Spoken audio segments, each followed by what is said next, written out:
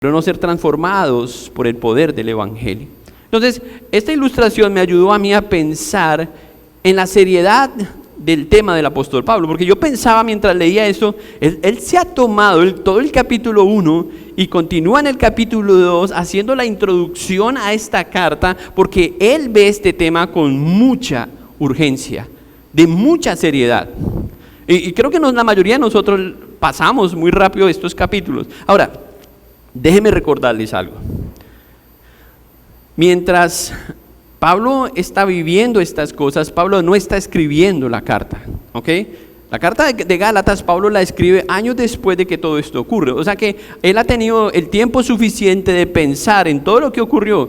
Pablo ya sabe en el capítulo 2, cuando él está escribiendo el capítulo 2, lo que pasó en el capítulo 3, y así en el capítulo 1 ya sabía lo del capítulo 2. Es decir, Pablo está pensando en lo que viene después, en el capítulo 2, cuando él tiene que exhortar a Pedro.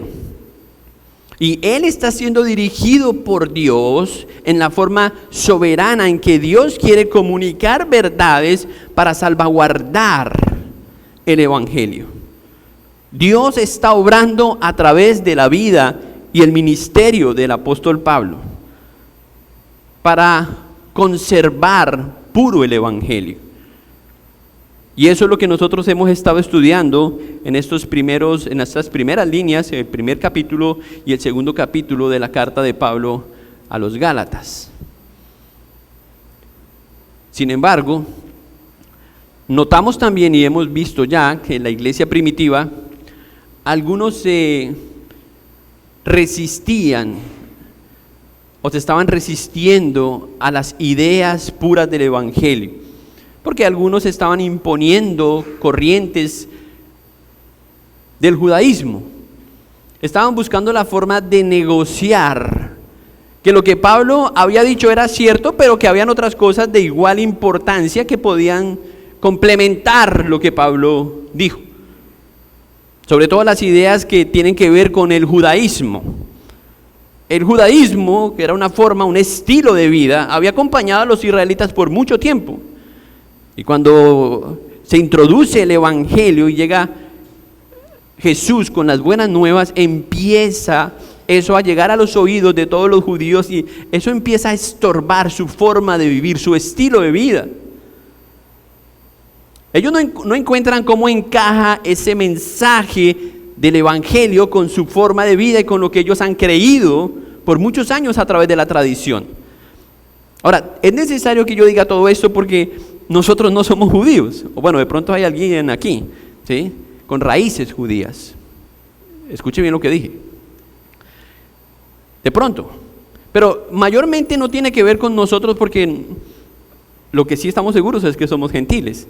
Y para los que no saben qué es un gentil, es uno que no es judío, ¿sí? Entonces, no vemos de la misma forma lo que Pablo está presentando en estos primeros 2 capítulos. Pablo se enfrentó a ello y dejó claro que la salvación es solo por gracia en Cristo, que no hay que añadirle nada y que no es negociable. Por eso el título de este mensaje hoy, el Evangelio no es negociable. Hay cosas en la vida cristiana que uno puede negociar, ¿sí?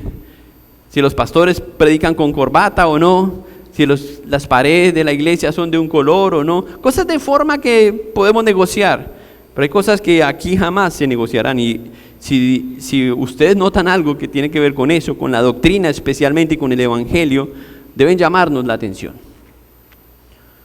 Porque estamos seguros en qué hemos creído y en quién hemos creído y en las verdades que cambiaron nuestra vida. Estamos seguros de lo que dice el Evangelio y por eso no es negociable. A la luz de eso nosotros deberíamos vivir. Pero, oh sorpresa, que uno llega entre semana a la casa de alguien y se da cuenta que el Evangelio es algo como una etiqueta simplemente. Algo que está puesto en algún lugar de su mente, de su corazón, pero no es algo a través de lo que usted vive. O sea, esas verdades no son practicadas en las cosas cotidianas diariamente. Y ahí entonces vemos el mismo riesgo que tenían los judíos, que estaban simplemente guiados por las normas, por un conductismo y no por el mensaje que transformó sus vidas. Entonces, nuevamente, todo esto es una introducción sencilla para comunicar la importancia y la urgencia del mensaje que Pablo está tratando de hacer, de llevar. Y apenas se está hablando, porque obviamente estamos desarrollando la carta paso a paso. Ahora, entonces, ¿a qué nos enfrentamos nosotros hoy día si no nos estamos enfrentando directamente al judaísmo? Aquí nadie me ha dicho, pastor, no sé si me circuncido o no. O sea, esos temas no son hoy de nuestra importancia, ¿sí? Aunque yo sé que tiene alguna importancia, especialmente para los hombres. Pero hoy día seguimos enfrentando estos riesgos, estos peligros de que el evangelio se ha infiltrado con otras reglas humanas. No como las que Pablo está mencionando aquí, pero que al fin y al cabo socavan la verdad del evangelio. El evangelio de Cristo no se mezcla, no se negocia, no se puede, no se debe contaminar. Y eso es lo que el apóstol Pablo quiere decirnos. Para que finalmente el evangelio pueda salvar a alguien, tiene que ir puro. Es un evangelio puro. Y yo encuentro que muchas personas han escuchado verdades del evangelio, ¿sí? Que Cristo murió, que Cristo resucitó, que Cristo vino, que Cristo esto. O sea, son verdades, pero no están compuestas en una sola verdad que ha transformado su vida. El evangelio no es una parte del mensaje, es el todo del mensaje, es el clima. O sea, si yo pudiera decir de qué habla la Biblia, el evangelio. La Biblia habla del evangelio, desde Génesis capítulo 1 habla del evangelio.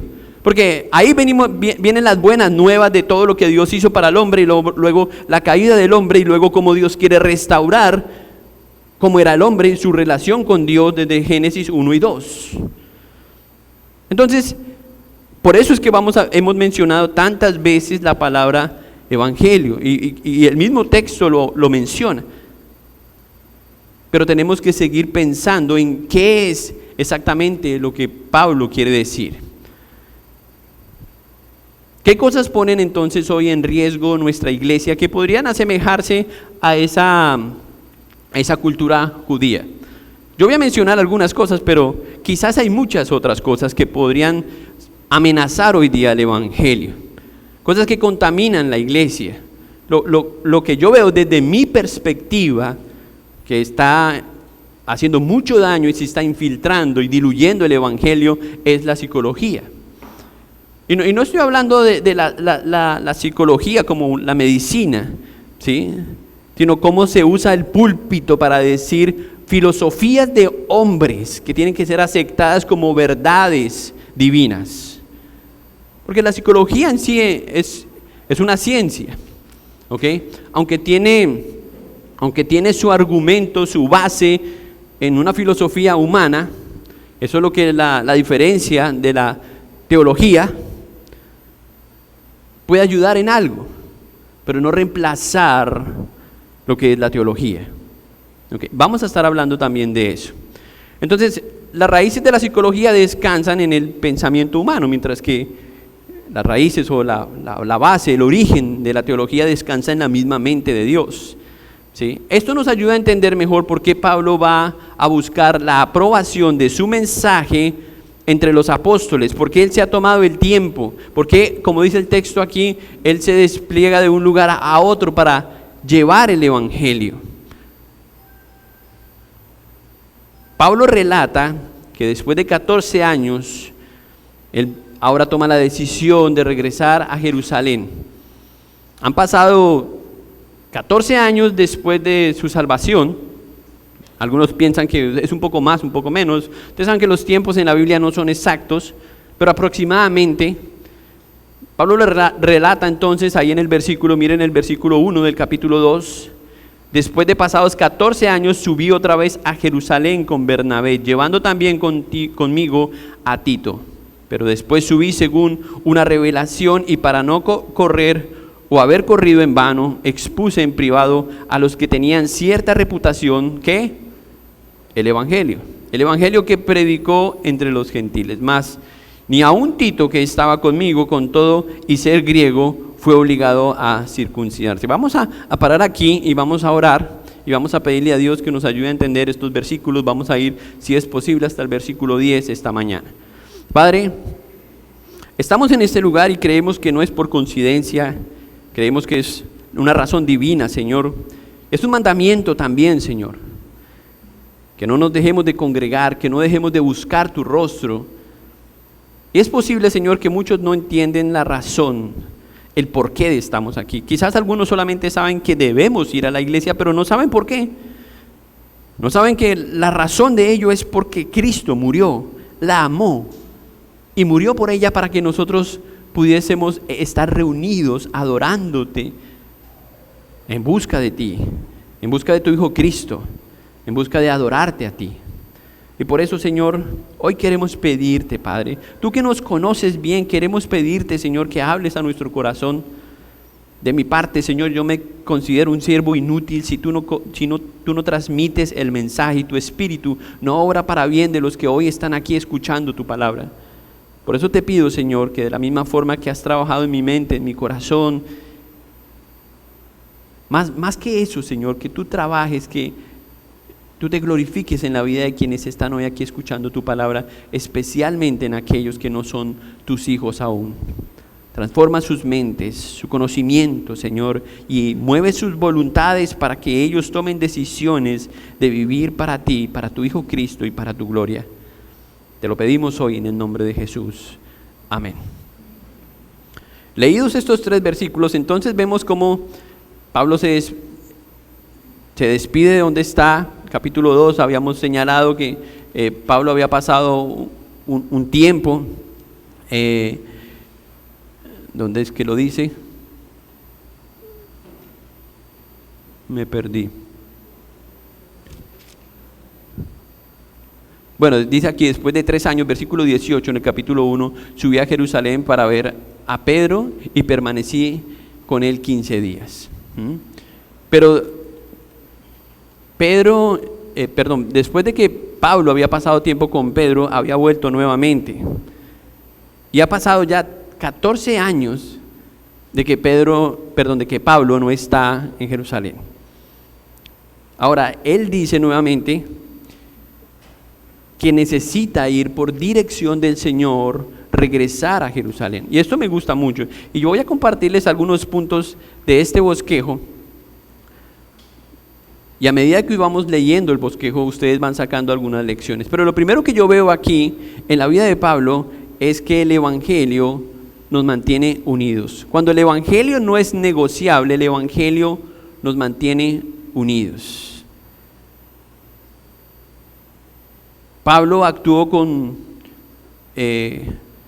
la razón de que Dios le está llevando a Jerusalén. Pablo no está presionado por los hombres, de que tiene que ir a un lugar o al otro. Y esto me gusta porque esto es una marca en el ministerio de Pablo. Pablo todo el tiempo está siendo guiado por el Señor, y ahí lo dice en el versículo 2, subí según una revelación. Ahora, Pablo iba con Bernabé, y miren cómo Bernabé siguió acompañando al apóstol Pablo. Se volvieron equiperos, amigos en el ministerio, colegas.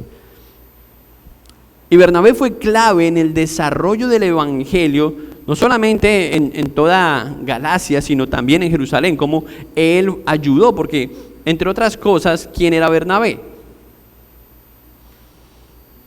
Bernabé era un judío, ¿sí? Entonces Bernabé podía entrar a los lugares que seguramente para Pablo eran más difíciles, porque obviamente Pablo, como él dijo en el capítulo 1, algunos ni siquiera lo conocían. Solo conocían que era un perseguidor de la iglesia. Pero Pablo y Bernabé se unieron nuevamente con la idea de que el evangelio tenía que seguir su camino, tenía que seguir su trayectoria, y aquí vemos cómo el Señor los está usando nuevamente para llevar el evangelio. Yo entendí muy temprano en la salvación, en mi salvación personal, que para que una persona sea salva, tiene que entender algo del Evangelio, algo esencial del Evangelio. Y una primera noticia que usted debe entender, algo que predispone la mente a recibir y a entender el Evangelio, es que usted necesita el Evangelio, es decir, su condición. Eso algunos le llaman el protoevangelio. Es que usted es un pecador que va a rendir cuentas a Dios por su pecado si usted no ha aceptado a Cristo, su condición de pecador. Y yo recuerdo, y no voy a decir el nombre de la iglesia, cuando yo escuché por primera vez eso en una iglesia.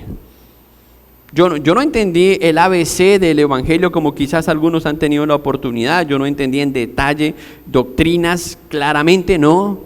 Pero yo entendí dos cosas el día de mi conversión. La primera era que era un pecador que no tenía ninguna esperanza delante de Dios. Eso lo entendí. Y lo otro era que necesitaba ser salvado por Jesús. Y eso fue suficiente, y con el tiempo entendí entonces la vida de Jesús, entendí la razón por la que Él fue a la cruz, entendí la razón por la que Él crucificó. Fue crucificado y resucitó. Pero tenemos que entender primeramente que somos pecadores. Ahora, muchas de la audiencia del apóstol Pablo no tenían esa idea. La mayoría de los judíos pensaban que ellos estaban bien. ¿Por qué? Porque eran judíos, ¿cierto? Eran judíos, pero Dios había llamado a Pablo a predicar el evangelio ¿a quién? A los gentiles. Y los gentiles tenían la idea al revés. Ellos se sentían impuros, se sentían diferentes al pueblo de Dios, porque ellos sabían que no habían sido escogidos por Dios. Entonces ellos sí tenían en su naturaleza la idea de que ellos eran pecadores, ¿sí? Obviamente los judíos también, pero no lo reconocían de la misma forma. Entonces Pablo es motivado por el Señor y va a llevar este mensaje nuevamente a Jerusalén. Y él dice que lo primero que él hace es que él se reúne con los líderes de la iglesia. Ahí lo dice en el versículo 3. Pero subí según una revelación para no correr o haber corrido en vano, dice él. O sea, Pablo está asegurándose que todo el trabajo que él ha hecho, el tiempo que él ha invertido en las iglesias en Galacia, es un buen trabajo si en Jerusalén entienden y los apóstoles y los demás líderes entienden la veracidad del evangelio para que no se negocie. Porque si no, él tenía de alguna forma la preocupación de que todo el trabajo que él había hecho explicando el evangelio, fundando, plantando iglesias, iba a ser destruido tarde o temprano, si el evangelio empezaba a deformarse. Entonces es por eso que él sube ahí a Jerusalén, se reúne con los líderes de la iglesia para comunicarles el evangelio que él estaba predicando. Es decir, él está haciendo un informe de todo lo que hizo en esos ¿cuántos años dijimos? En esos 14 años. Él está haciendo un informe de todo eso, ¿sí? Una persona muy inteligente, entre otras cosas. Entonces vemos a Pablo aquí que su intención primaria es mantener unido al pueblo de Dios, a los creyentes, a través del evangelio. Ese es el primer punto. Cuando el evangelio no es negociable para usted, usted se mantiene unido con los otros que creen lo mismo acerca del evangelio. Pero cuando usted empieza a creer otras cosas, a mezclar lo que usted sabe con otras filosofías, llámese psicología o cualquier otra cosa que usted crea, relativismo, humanismo, entonces ya la iglesia no está unida. Y esa es una de las barreras que tenemos como iglesia, de mantenernos unidos. No hablo de uniformidad, hablo de unidad, de pensamiento, que llegó a ser el problema principal de la iglesia. Por eso en 1 Corintios nosotros vemos todos los problemas de esta iglesia, y Pablo menciona en el capítulo 1, en el versículo 10, que eso fue el resultado, que ellos no estuvieron unidos en su pensamiento. ¿Sobre qué? Sobre las verdades de Cristo, del evangelio. Entonces, él está diciendo que su interés primario es mantener unida a la iglesia, y por eso él está haciendo caso al Señor y expone en privado a todos los que tenían cierta reputación el evangelio, que predicó entre los gentiles. Esto es algo maravilloso, porque Pablo entiende que esas personas que se creen menos, los judíos que se creen más que ellos, habían rechazado el evangelio, pero los gentiles están recibiendo el evangelio y están cambiando sus vidas por esas verdades. El Señor está trabajando en ellos. Pablo asegura que los líderes están de acuerdo y que su mensaje es el mismo que predicó Pedro, que fue capaz de transformar a 3,000 personas después del Pentecostés. Este es el mismo evangelio, el mismo mensaje que Pablo está predicando. Y entonces Pablo habla con ellos y les dice, este es el mensaje. El asunto es que otros temas, como ya les dije, la circuncisión, estaban haciendo ruido en el ambiente. Estaban inquietando a estos líderes con los que mayormente está hablando Pablo, incluso a Pedro. Los tiene inquietos porque ellos están pensando en las tradiciones. Pero él quiere que el evangelio no se vea comprometido y que se vea como algo suficiente para que continúe su ministerio y el ministerio de todos aquellos que el Señor está llamando. Al final su propia vida, la vida de Pablo e incluso la vida de Bernabé y de Tito muestran que el evangelio mismo es por gracia. Porque ¿quién era Pablo? ¿Quién era Bernabé? ¿Sí? ¿Y quién era Tito? O sea, vemos tantas diferencias en estos tres hombres, pero recibieron lo mismo. Tito no era un hombre judío, era un hombre gentil, pero él también recibió el evangelio. Y el Señor está diciendo, Pedro está diciendo, Pablo está diciendo, que él está subiendo acompañado de ellos para mostrar cómo el evangelio puede obrar en la vida de uno, en la vida de otro, en la vida de otro. O sea, el evangelio no hace distinción, el evangelio nos une. Y si ustedes han tenido la experiencia de ir a otro país, ustedes entran, hoy estábamos con mi esposa de camino, mi esposa estaba mirando algo y me dijo, ¿sabes que hay alguien, una persona que conocemos, hay alguien en Dubái congregándose? Y a mí me parece eso algo extraordinario, que uno viaja a cualquier parte del mundo y uno llega ahí, se sienta, adora al Señor, está escuchando la Biblia y uno siente que esas personas lo conocen de toda la vida. Esa es la experiencia que muchos hemos tenido cuando estamos en otro lugar, porque eso es lo que hace el evangelio nos une, tenemos cosas en común, verdades en común. Creemos lo mismo acerca del Salvador y la esperanza que Él nos da. Eso es algo bello. Un verdadero ministro, vamos a llevarlo a otro nivel, un profesor de escuela dominical, un líder de la iglesia, debe aprender que debe ser guiado por el Señor y debe regirse por el evangelio. Esas dos cosas son claves y las vemos ahí en el ministerio de Pablo. Que él no estaba simplemente siguiendo órdenes de hombres, sino que si el Señor le dijo, sube a Jerusalén, voy para Jerusalén. Predica el evangelio, predico el evangelio. Pero esos son dos anclas firmes que él tiene y son cosas que debemos imitar todos en el ministerio. Lamentablemente muchas veces estamos solamente esperando órdenes, ¿sí? ¿Qué nos dice la gente?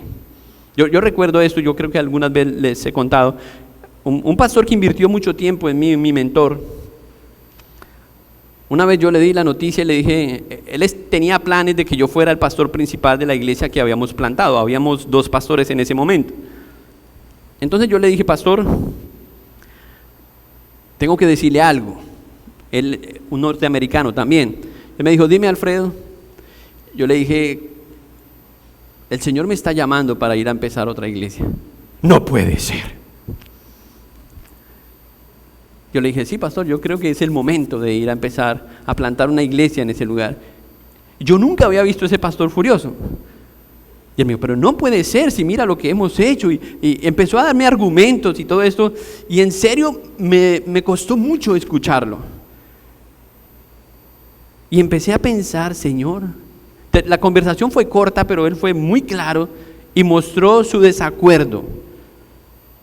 Yo recuerdo tanto porque yo vivía ahí en el barrio Pontevedra, en Bogotá, estábamos trotando, entonces yo lo cogí trotando y él paró. Y cuando yo le dije que yo creía que el Señor me estaba llamando a empezar una nueva iglesia, él frenó y me miró y me dijo algunas cosas y siguió trotando. Yo no sé si el día para él fue diferente, pero esos minutos cambiaron mi día. Y yo fui a la presencia del Señor y luchaba con eso. Yo le decía, Señor, yo estaba seguro que así era, pero al ver la reacción de mi pastor, no sé qué hacer, Señor, ayúdame. Y estaba luchando entre lo que yo creía que Dios me había llamado y lo que el pastor estaba mostrando. Siguiente día salimos a trotar con el pastor, otra vez. Y me dijo, en medio del trote me dijo, ¿todavía crees que Dios te está llamando a ese lugar? Y yo le dije, con voz suave, sí, pastor. Y él se detuvo y me dijo, Alfredo, cuentas con todo mi apoyo. ¡Wow! Para mí eso fue, yo descansé. Yo quería abrazarlo, pero siguió trotando. Yo descansé al saber que en realidad no me había equivocado escuchando al Señor, que el Señor nos estaba guiando. Y unos años después salimos de esa iglesia, plantamos una iglesia y ahí dejamos una iglesia. Estoy hablando de una iglesia que queda en Tenjo, Cundinamarca. Y sabemos que ese fue un plan de Dios, porque le creímos al Señor, porque fuimos dirigidos por el Señor. Pero ¿cuántas decisiones de mayor o menor importancia nosotros consultamos al Señor para ser guiados por el Señor? ¿Pero para qué? ¿Acaso el Señor está interesado en lo que nosotros hacemos? Parece que el evangelio se desconecta de eso, porque eso es algo que le funciona bien a Pablo, o al pastor, o a los que tienen que ir a Asia, o a los que tienen que ir a otro país a ser misioneros. Hermanos, ahí es donde el evangelio se convierte en algo clave y algo práctico, algo real, en donde usted consulta al Señor, depende del Señor para lo que va a hacer.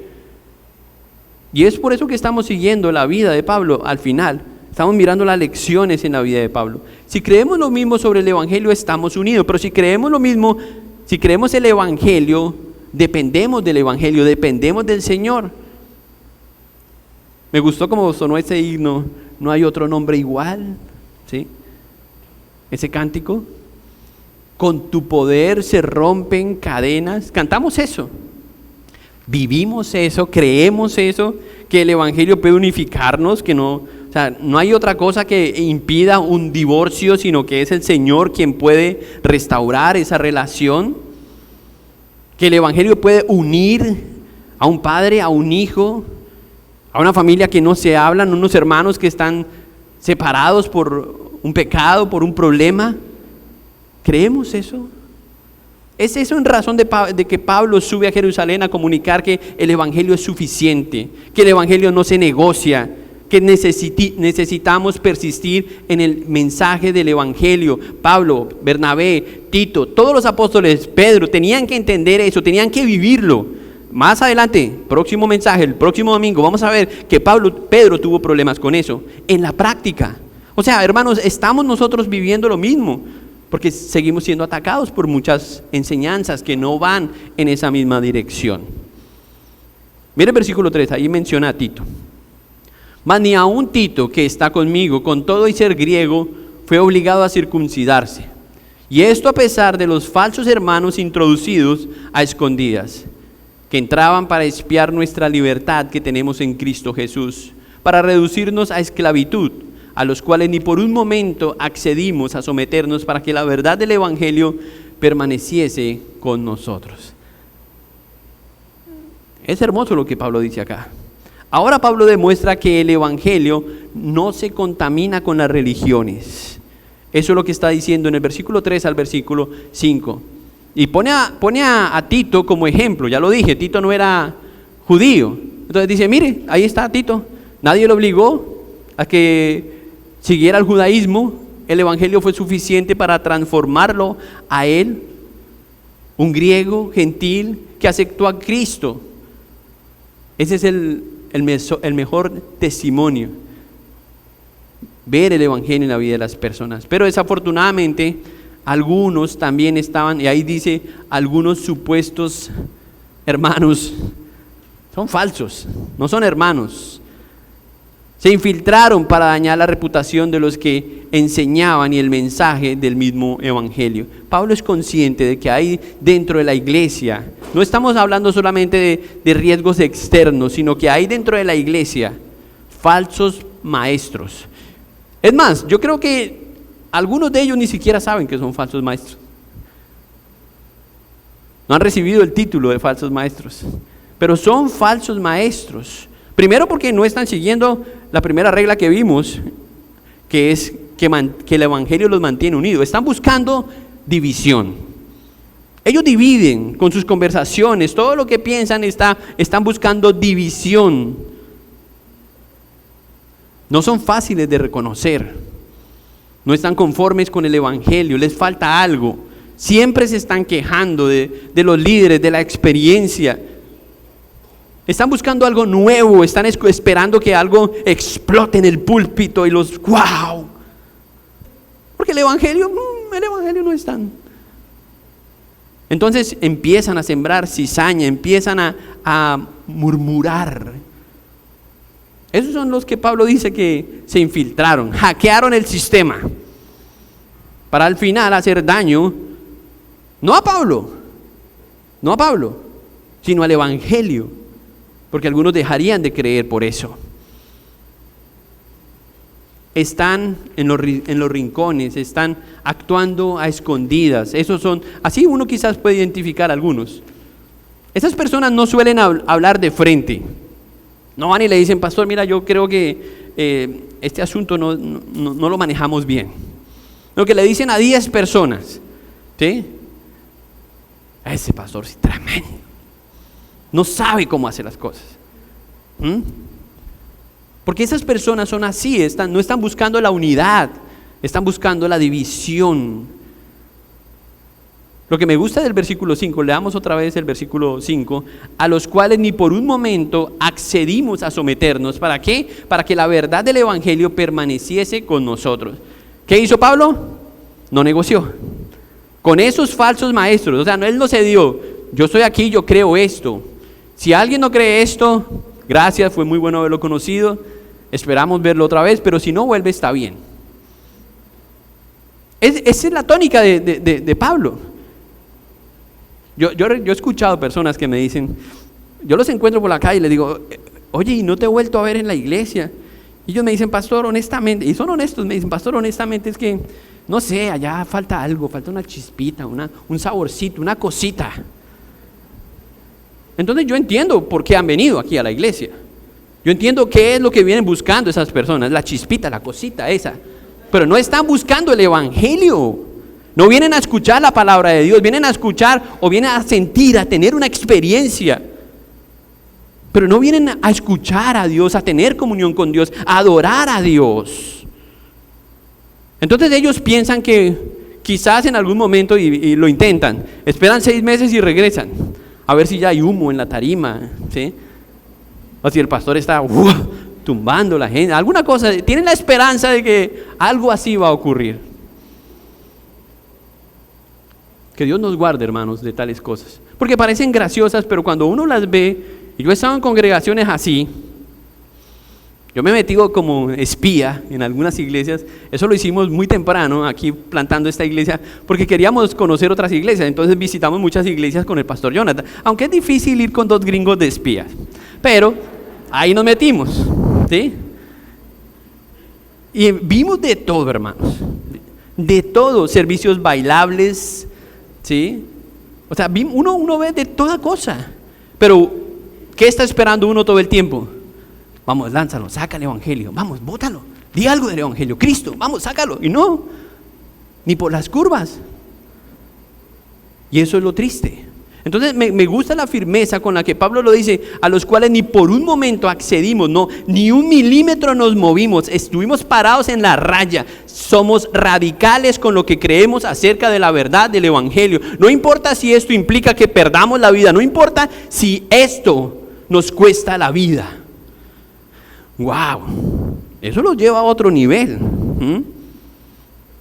Pero nosotros negociamos eso de una forma tan sencilla. Y yo he dado este ejemplo todo el tiempo porque es el ejemplo que más escucho. A la gente dice, no, pastor, es que yo de verdad no pude volver a ir a la iglesia porque mi trabajo. Entonces yo siempre le digo, pues si ese es el problema, déjame yo orar por tu trabajo. No, pastor, nos vemos el domingo, ¿sí? Porque buscan una forma de negociar las cosas y como si el Evangelio, o sea, no significa nada para ellos. Ahora, yo sé que hay impedimentos legítimos. O sea, Dios sabe el esfuerzo que cada uno hace para honrar el Evangelio, lo que Cristo hizo por nosotros. Dios valora eso, aprecia eso. Pero aquí dice en el versículo 5, no cedieron a los judaizantes. Su integridad ante el mensaje no se vio afectada, no importa cuántos eran. Ahora, esto de la circuncisión parece algo otra vez de solamente judaizantes, pero yo recuerdo un joven de nuestra iglesia, joven que yo recibí de otro país. Él vino, bueno, él era colombiano, pero estuvo en Estados Unidos, lamentablemente hizo algo mal allá, lo deportaron, llegó a Colombia, conoció a Cristo, entró al seminario, lo entrenamos como líder de jóvenes, fue el líder de jóvenes en nuestra iglesia, estuvo trabajando varios años y de un momento a otro empezó a hablar de Yeshua. Jesús, sí, Yeshua. Y eso pareció inofensivo, pero poco a poco nos dimos cuenta que él se metió en un movimiento mesiánico, no euromesiánico, mesiánico, el judaísmo directo. Ahora ustedes lo ven y él es un rabino, entre comillas, ¿sí? Tiene su barba así, sus crespos, tiene el talit, ¿sí? Es más, él fue a Jerusalén. Yo diría que ahora él es circuncidado. No sé si físicamente, porque puede ser que lo hicieron sus padres de niño. Pero esas implicaciones de la circuncisión incluso tienen una implicación de que al judío lo separaba de los gentiles. O sea, hay algo cultural ahí.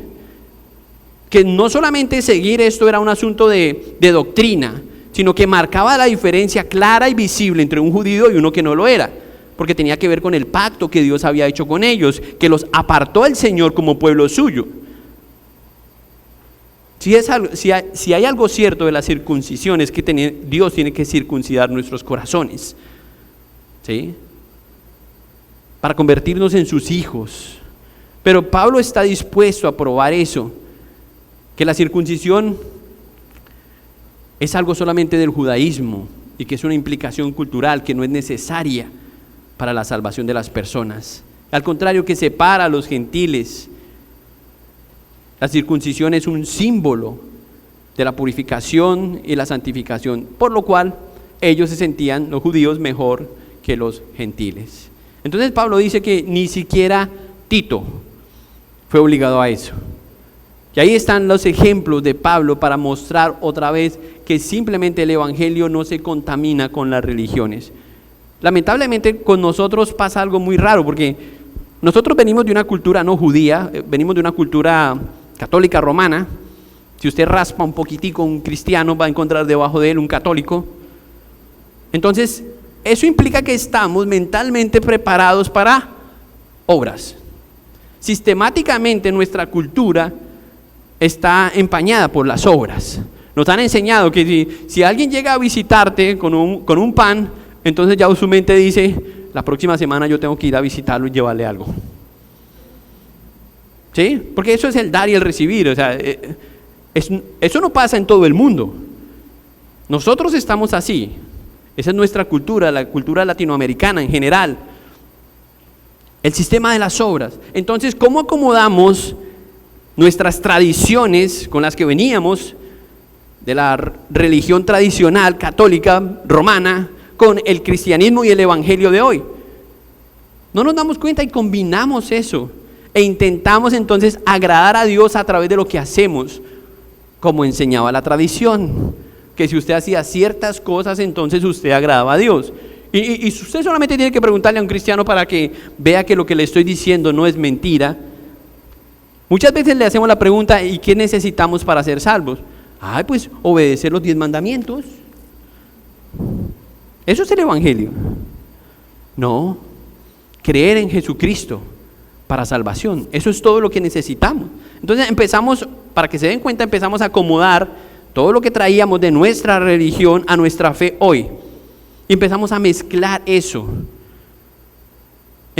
Intentamos ganarnos el favor de Dios. Por eso es que Pablo se sorprende en el capítulo 1, dice, ¿tan pronto habéis olvidado la fe? ¿Tan pronto el Evangelio? Él está sorprendido de que ellos experimentaron la libertad de sus propios pecados, de estar cautivos, esclavos a muchos pecados, y el Evangelio los hizo libres y ahora están regresando a prácticas del judaísmo que eran innecesarias. Bueno, eso llevado a nuestra cultura es lo mismo. ¿Cuántos cristianos todavía se persignan? O sea, hay cosas ahí que están de la mano. Y pensamos, bueno, eso no hace daño. Pero no comunica el Evangelio.